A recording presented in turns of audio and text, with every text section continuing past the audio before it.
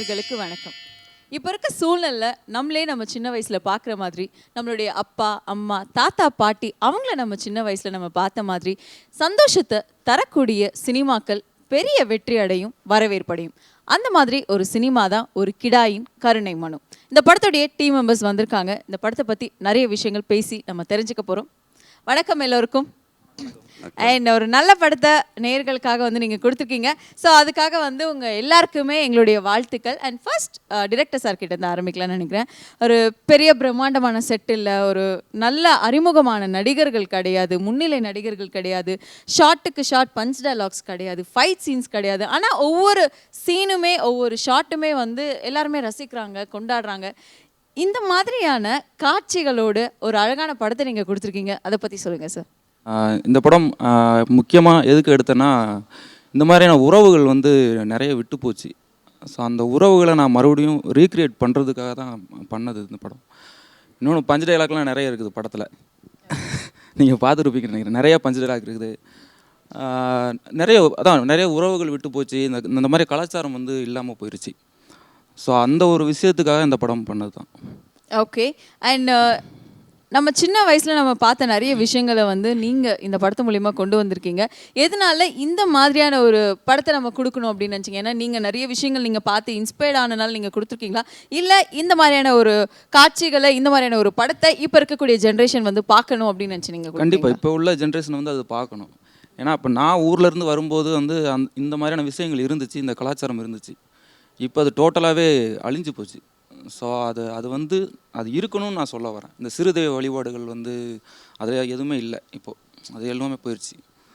So அந்த ஒரு விஷயத்துக்காக நான் மறுபடியும் இந்த ஜென்ரேஷனுக்காக நான் எடுத்தது தான். இந்த ஜென்ரேஷன் வரக்கூடிய ஜென்ரேஷனுக்காக எடுத்தது தான். ஜெயராஜ் சார் வணக்கம்.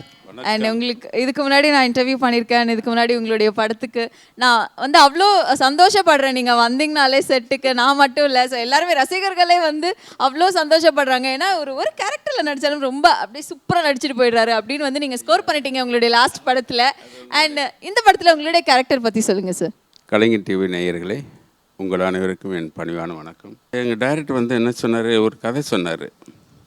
என்ன சொன்னார், இந்த மாதிரி ஒரு கதை ரைட் அப்படின்னு பார்த்து ஒரு வில்லேஜ் சப்ஜெக்டு எப்படி அப்படின்றது மாதிரி இது. ஆனால் அந்த ஸ்பாட்டில் போய் பார்த்தது பின்னாடி தான் இந்த மனுஷன் என்ன ஒர்க் அவுட் பண்ணியிருக்காரு, என்ன பண்ணியிருக்காருன்னு அப்போ தான் தெரிய வந்துச்சு. ஏன்னா இத்தனை கேரக்டர் வச்சு எப்படி நீங்கள் உங்களால் சமாளிக்க முடியும்னு கேட்டேன். சொன்னார், இதுதான் என்னுடைய சவால் அப்படின்னாரு. சவாலில் ஜெயிச்சிட்டார். அங்கே நாங்கள் அத்தனை பேர் கிட்டத்தட்ட ஒரு 47லேருந்து 50 கேரக்டர்ஸு. அத்தனை பேருமே ஒரு குடும்பமாக ஒரு மாதத்துக்கு மேலே நாங்கள் வாழ்ந்துட்டோம். அது பின்னாடி அங்கே பிரிகிற போதே எங்களுக்கு ஒவ்வொருத்தருக்கும் உள்ள மனவேதனைகள்லாம் அவங்களுக்கு தெரியும். அதை நான் சொல்ல வேண்டிய அவசியம் இல்லை. ஏன்னா ஒரு மாதம் ஆகியும் கூட எங்களால் அந்த தாக்கத்தை சொல்ல முடியலை.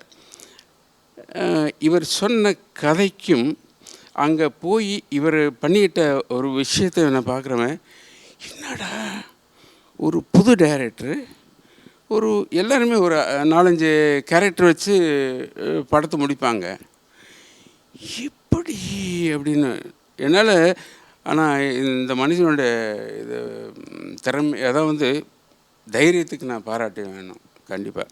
ஏன்னா எப்படி ஒரு புது படம், அது புது டைரக்டரு ஒரு படம் பண்ணுறோம் அப்படிங்கிற போது சில பயங்கள் வரும். ஆனால் பயமே கிடையாது. இல்லை, சர்வசாதாரணமாக எங்கள் இது கேமராமேன் இருக்கார், அத்தாடி அவர் சொல்கிற அப்படி அப்படிலாம் பண்ணாங்க.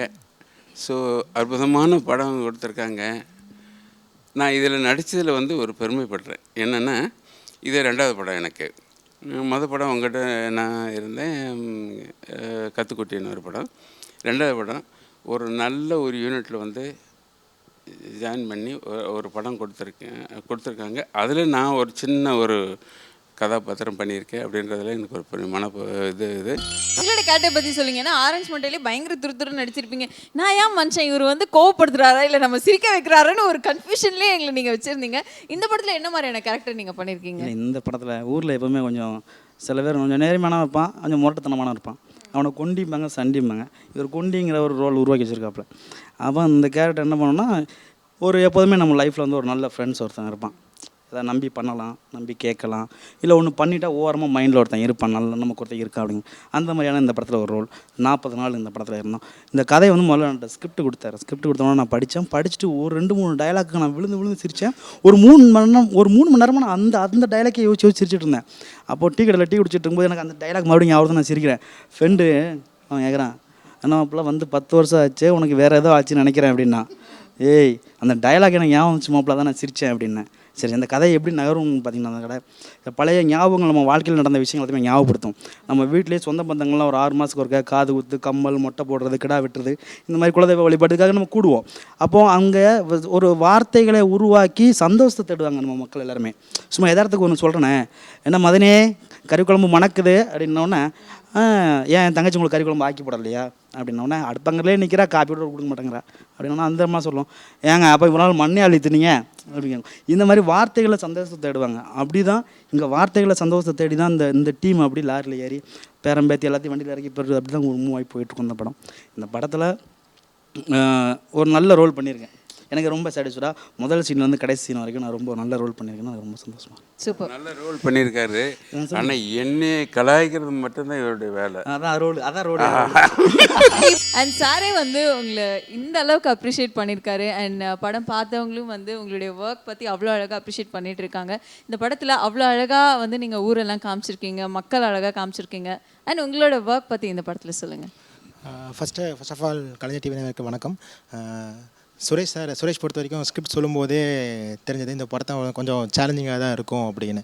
ஏன்னா படம் ஃபுல்லாக கிராமத்தில் நேட்டிவிட்டி சம்மந்தமான ஸ்கிரிப்ட் தான். நான் இதுக்கு முன்னாடி ஒர்க் பண்ண படம் பார்த்தீங்கன்னா ஃபுல் அண்ட் ஃபுல் சிட்டி, இது வரைக்கும் city base films plus night effects இந்த மாதிரி எல்லாமே இருந்தது.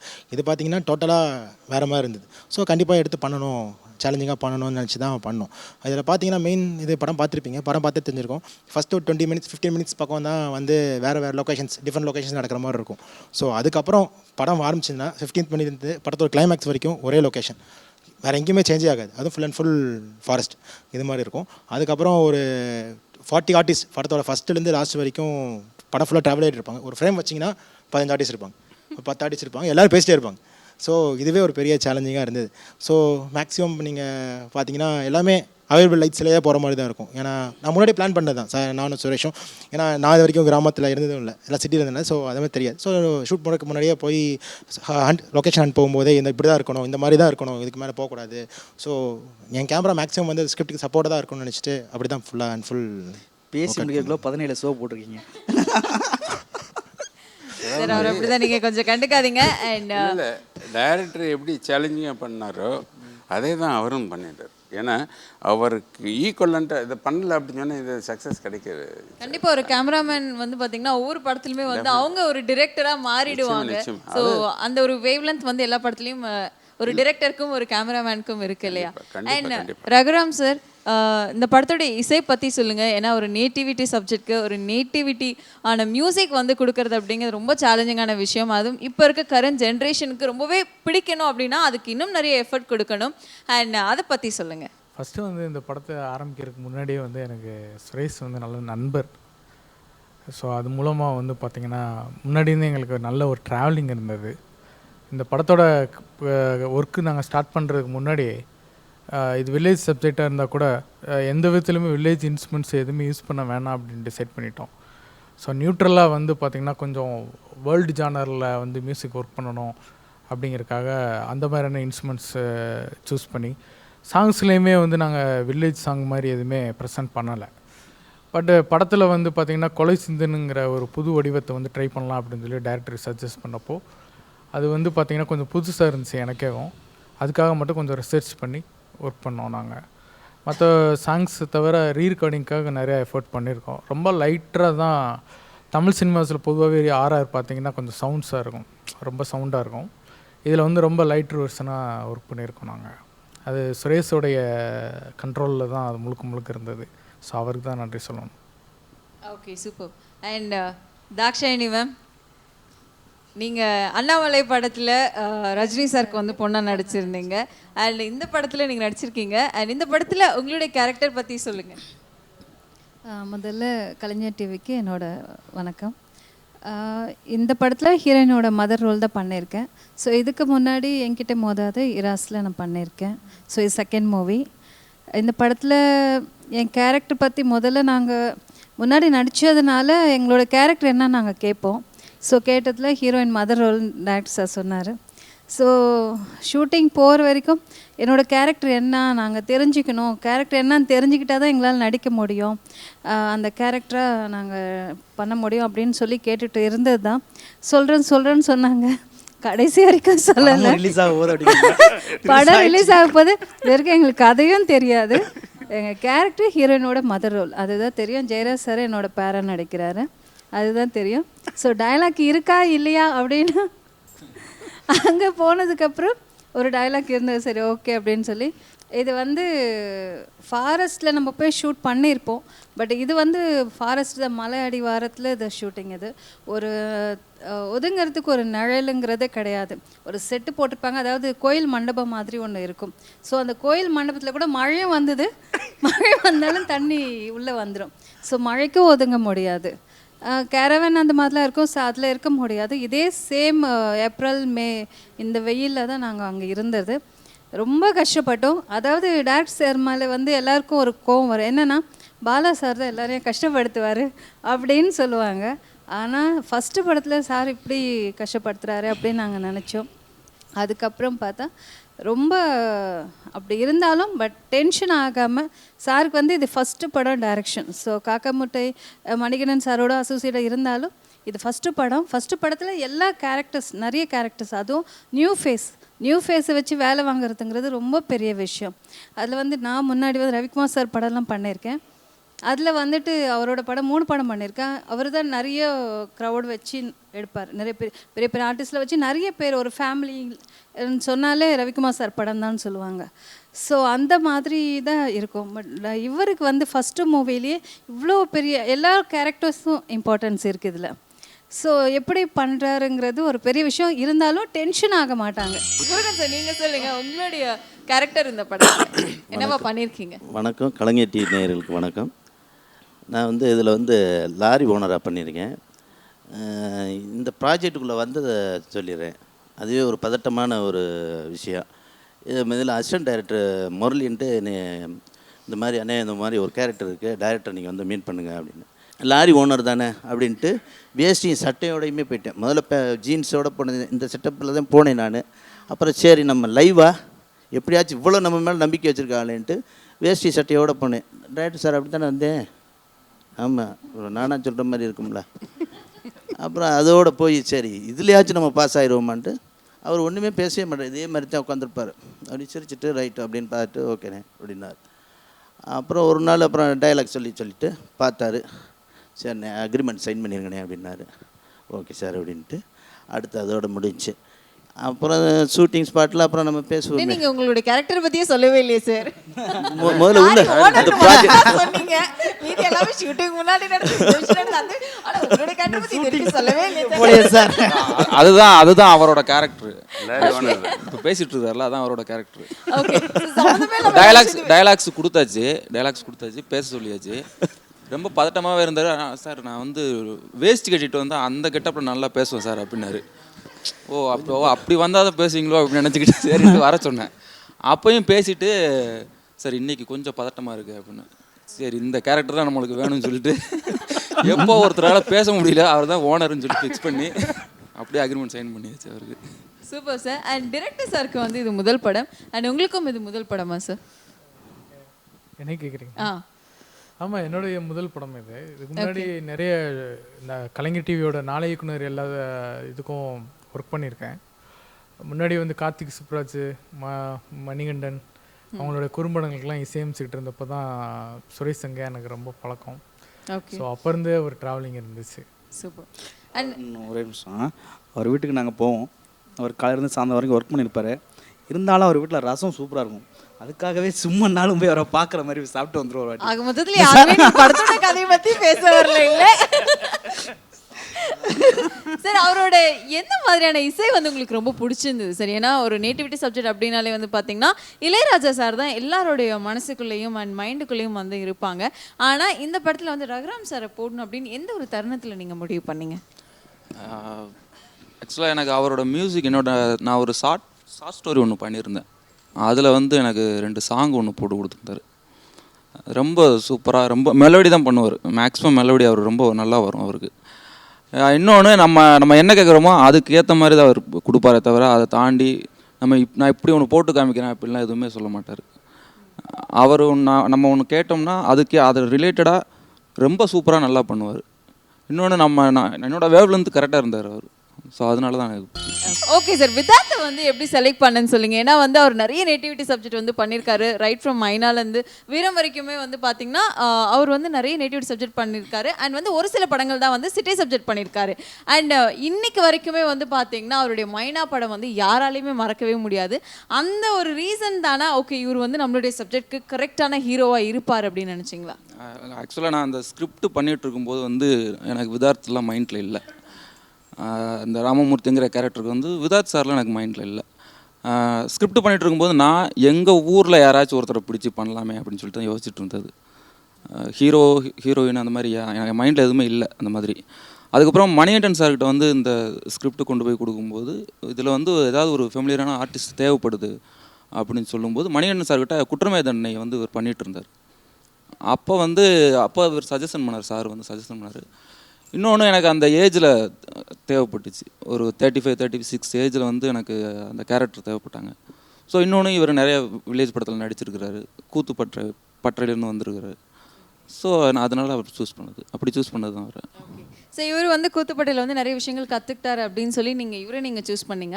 அண்ட் ஹீரோயினை எந்த ஒரு பேசிஸில் நீங்கள் செலக்ட் பண்ணீங்க? ஏன்னா ஹீரோயின் வந்து டப்பிங் ஆர்டிஸ்ட். ஸோ அவங்க வந்து டப்பிங் ஆர்டிஸ்ட் அப்படின்னாலே வந்து நிறைய எக்ஸ்பிரஷன்ஸ் வந்து அவங்க ரொம்ப வெளிப்படுத்தி அவங்க வந்து பேசுவாங்க அப்படின்ற ஒரு இதனால நீங்கள் அவங்கள செலக்ட் பண்ணீங்களா? இல்லை எந்த ஒரு ரீசனுக்காக ஒரு டப்பிங் ஆர்டிஸ்ட்டை நம்ம வந்து ஆன் ஸ்க்ரீனில் கொண்டு வரணும் அப்படின்னு சொல்லி நீங்கள் நினச்சிங்க? நான் ஆர்டிஸ்ட் நிறைய மாடல் கோஆர்டினேட்டர் வந்து பார்த்துட்டு இருக்கும்போது அவங்க எனக்கு காட்டுறவங்க எல்லாருமே வந்து ரொம்ப ஆர்டிஃபிஷியலாக இருந்தாங்க. ஒர்க் பண்ணுறதுலேயும் சரி, அவங்க ஆக்டிங்லேயும் சரி. அப்புறம் தமிழ் நிறைய தெரியாது அவங்களுக்கு. இன்னொன்று பக்கத்து வீட்டு பொண்ணு மாதிரி தெரியல யாருமே எனக்கு தெரிஞ்சு. அதுக்கப்புறம் வந்து நான் அந்த சினிமா டைரக்டர் பார்த்துட்டு இருக்கும்போது இவங்களோட ஃபோட்டோஸ் இருந்துச்சு. ஃபோட்டோ வந்து அதுக்கப்புறம் சரி இவங்க டப்பிங் பேசுகிறாங்க, இவங்களுக்கு இன்னும் ரொம்ப ஈஸியாக இருந்துச்சு. இவங்க பண்ண படத்தோட டப்பிங்ஸு அதெல்லாமே பார்த்தேன். ரொம்ப கிளாரிட்டியாக நல்லா இருந்துச்சு. அதுக்கப்புறம் அவங்கள கூப்பிட்டு ஒரு சீன் கொடுத்து நான் ஆக்ட் பண்ண வச்சு தான் அவங்கள செலக்ட் பண்ணேன். ஒரு சீன் கொடுத்து ஆக்ட் பண்ண வச்சேன். அவங்களுக்கு ஓகே நல்லா இருந்துச்சு. உடனே செலக்ட் பண்ணது. ஓகே. அண்ட் இந்த படத்துடைய ஃபர்ஸ்ட் சீன்லேருந்து என் சீன் வரைக்குமே வந்து 40 கதாபாத்திரங்களும் வரணும் அப்படின்னு எதனால் நீங்கள் இது பண்ணீங்க? அதாவது ஒரு குடும்பமாக நம்ம வந்து படம் எடுக்கிறோம் அப்படின்றதுனால அந்த குடும்பத்தை நீங்கள் அப்படியே அந்த ஊரை நீங்கள் ஒவ்வொரு சீன்லையும் நீங்கள் காமிச்சிங்களா? இல்லை ஓகே ஸோ நிறைவாக இருந்தால் பார்க்குற மக்களுக்கு வந்து நிறைவாக இருக்கும் அப்படின்றதுனால எடுத்தீங்களா? இல்லை, எனக்கு ஊர் வந்து ஒற்றுமையாக அந்த ஊரை நான் க்ரியேட் பண்ணது தான் ஆக்சுவலாக. ஒரு கோயிலுக்கு போகிறாங்கல்ல, இப்போ ஒரு கோயிலுக்கு போகிறாங்கன்னா ஊரோட சேர்ந்து போகிறதுல ஒரு சுகம் இருக்குது. அது இப்போ யாருமே இங்கே நிறைய பேர்கிட்ட இல்லை. இப்போது இங்கே போனாங்கன்னா நீங்களே தனியாக தான் போவீங்கன்னு நினைக்கிறேன் கோவிலுக்கு. ஸோ அதை ஊரோட சேர்ந்து ஒரு சிறுதெய்வ வழிபாடுன்னு ஒன்று இருக்குது. ஸோ அந்த கோவிலுக்கு போய் சாமி கும்பிட்றது அந்த ஒரு சுகம் வந்து எங்கேயுமே இருக்காது. இங்கே நிறைய சாமிகள் இருக்க, முருகர், வடபழனி முருகர் எல்லாமே தனித்தனியாக தான் போகிறாங்க. ஆனால் சிறுதெய்வம் கோவிலுக்கு போகும்போது வந்து அது ஒரு கெடா வெட்டுறதுக்கு ஒரு ஊரே சேர்ந்து ஒரு ஜாலியாக என்டர்டெயின்மெண்ட்டாக ஜாலியாக இருக்கும். இப்போ அங்கே போய் சந்தோஷமாக இருக்கும். ஸோ அந்த ஒரு விஷயத்துக்காக எடுத்திருக்கீங்க. ஓகே. அண்ட் நிறைய பேர் வந்து இப்போ அந்த மாதிரியான வழிபாடுகள்லாம் பண்ணுறது கிடையாது, எல்லாருமே சிட்டி பேஸில் வந்து வாழ்ந்துட்டு இருக்காங்க அப்படின்னு சொல்லி சொல்கிறீங்க. உங்களுடைய குடும்பத்தில் நீங்கள் எப்படி ஊரா நீங்கள் போய் நீங்கள் உங்களுடைய கிடாய் கோவிலில் நீங்கள் வழிபடுறீங்களா? நான் இருந்தது உண்டு. இப்போ இருந்தது உண்டு. இப்போ அதான் அது இல்லை. அந்த ஊர் யாருமே லாரியில் ஏற மாட்டேங்கிறாங்களே யாருமே ஊரில் இருக்கிறவங்க. நான் என்ன பண்ணுறது? எல்லாம் பஸ்ஸு கேட்குறாங்க. பஸ்ஸு நம்ம பண்ண லாரினா ரொம்ப ஈஸியாக இருக்கும். டாப்ல ஏறி உட்காந்துட்டு பட்ஜெட்டு தான். கிடாய்க்கு நம்ம வருவோம். ஏன்னா டாப்பிக்கே வந்து ஒரு கிடாயின் கருணை மனு தான். ஸோ அந்த ஒரு கிடாயை வந்து இந்த படத்தில் நீங்கள் கொண்டு வரணும் அப்படின்னு சொல்லி எப்படி நினச்சிங்க? அந்த கோயிலுக்கு போகும்போது கிடா வெட்டுறதுக்காக கிடாவை தூக்கிட்டு போவாங்க. ஸோ நம்ம கூடையே வளர்த்துருந்த கிடா நம்ம எங்கே இப்போ காலைல எழுந்திரிச்சோன்னா அந்த கிடாயை கூப்பிட்டு போவாங்க, சாப்பிட்றதுக்காக கூப்பிட்டு போவாங்க. அதுவும் கூடயே வரும். அப்புறம் திருப்பி தண்ணி வைப்பாங்க, அது அது அது வரும். இப்படி இருக்கும்போது கூடயே வாழ்ந்த ஒரு விஷயம் வந்து ஒரு அந்த கிடா வந்து நம்ம லாரியில் ஏற்றிட்டு அதை வெட்டுறதுக்கு தான் கொண்டு போகிறோங்கிறது அதுக்கு தெரியாது. சரி மறுபடியும் எல்லாம் ஊரோட சேர்ந்து போகிறாங்க, நம்மளும் போவோம் அப்படின்னு சொல்லிட்டு அது வரும். ஆனால் அதோட பாயிண்ட் ஆஃப் வியூலேருந்து பார்க்கும்போது இவங்களும் நம்ம கூட பழகினவங்க தானே, ஸோ போவோம் அப்படின்னு நம்பி தான் வரும் அது. ஆனால் அது எதுக்காக கொண்டு போகிறோங்கிறது அதுக்கு தெரியாது, அதனால அதை யூஸ் பண்ணுவோம். ட்ரெயின்டு கிடாயா சார், இல்லை வந்து ஒரு நார்மல் கிடாய் வந்து நீங்கள் கூட்டு வந்து நடிக்க வச்சிங்களா? இல்லை அது நடிக்கவே இல்லை, அது சும்மா கட்டி வச்சுருந்தோம். அது கடையை பார்க்குறம்போது தெரியும் யார் யார் என்னென்ன பேசுகிறா அப்படின்றது. அதை ரியாக்ஷன்ஸ் பார்த்தீங்கன்னா இந்த படம் பார்க்குறம்போது தெரியும். அது எப்படி நீங்கள் நடிக்கணும், நீங்கள் நடிக்கீங்களா இல்லையான்னு தெரியும். இல்லை உங்களுக்கு பட்டு அது வந்து உள்ளபடியே நீங்கள் படம் பார்க்குறம்போது அதான் நேற்று 2-3 ப்ரெஸ் பீப்புள்ஸ் கேட்டாங்க, எப்படி அது வந்து ட்ரெயின் பண்ணீங்களா அந்த இதை நடிக்க வைக்கிறதுக்கு. இல்லை அது எப்படின்னு தெரியாது, எங்கள் டேரக்டர் தான் தெரியும், அது எங்கள் டேரக்டருக்கு தான் தெரியும். இல்லை ஆக்சுவலாக நான் ஒரு விஷயம் உங்களுக்கு சொல்ல விரும்புகிறேன். என்னென்னா அது கெடா மற்ற அனிமல்ஸோட ஆடுக்கு வந்து அதிக சென்ஸ் இருக்கும். தன்னை சுற்றி ஏதாவது வித்தியாசமாக நடந்தாலோ ஏதாவது ஒன்று பண்ணாலோ அது ரியாக்ட் பண்ணும், அதோட மேல் உதட்டை வந்து தூக்கி ரியாக்ட் பண்ணும். இன்னொன்று அதுக்கு 360 டிகிரி அதுக்கு தெரியும். இந்த பக்கம் 180, இந்த பக்கம் 180 தெரியும். நீ அது அந்த ஆடு அந்த பக்கம் திரும்பி இருந்தாலும் நீங்கள் பின்னாடி லைட்டாக ஒரு மூவ் பண்ணாலுமே அது திரும்பும். ஸோ அவ்வளோ சென்சிட்டிவான அந்த அந்த அனிமல் வந்து. ஓகே. ஸோ அதனால அதுக்கு தெரிஞ்சிருக்க வாய்ப்பு இருக்குது, நம்ம சொன்னால் அது கேட்கும், அவ்வளோதான். சரி, இப்போ ஆன்சர் உங்களுக்கு கிடைச்சிருச்சா சார்? ஓகே. இந்த கிடாய் வந்து தமிழ்நாட்டில் மட்டும் இல்லை பல நாடுகளுக்கு வந்து சென்றிருக்கு. அண்ட் அது மட்டும் இல்லாமல் பல மொழிகள் பேசக்கூடிய மக்கள் வந்து ரசிச்சிருக்காங்க, பார்த்துருக்காங்க. அண்ட் அதை பற்றி நீங்கள் என்ன நினைக்கிறீங்க? ஏன்னா அது உங்களுடைய படம். ரொம்ப சந்தோஷமாக இருக்குது. அந்த மொழியே தெரியாமல் அதை பார்த்து ரொம்ப என்ஜாய் பண்ணியிருக்காங்க, அதுவே ரொம்ப சந்தோஷம். அது மொழி அவசியம் இல்லை, படத்து சினிமாவுக்கு வந்து மொழி அவசியம் இல்லை, விஷயம் புரிஞ்சால் போதும் விஷுவலில். அது ரொம்ப சந்தோஷமாக இருக்குது. இன்னொரு நியூயார்க் ஃபிலிம் ஃபெஸ்டிவலில் வந்து செலக்ட் ஆனது, அதுவே பெரிய சந்தோஷம். ஸோ இவ்வளோ கஷ்டங்கள் தான் வந்து இவ்வளோ பெரிய வெற்றி கொடுத்துருக்கு. அண்ட் ஒரு ஃபேமிலியாக சேர்ந்து பல ஃபேமிலிகளுக்கு நல்ல படம் நீங்கள் கொடுத்துருக்கீங்க. மேலும் பல வெற்றிகள் அடைய எங்களுடைய வாழ்த்துக்கள் நாங்கள் தெரிவிச்சுக்கிறோம். Thank you so much. நன்றி நன்றி நன்றிம்மா நன்றிம்மா.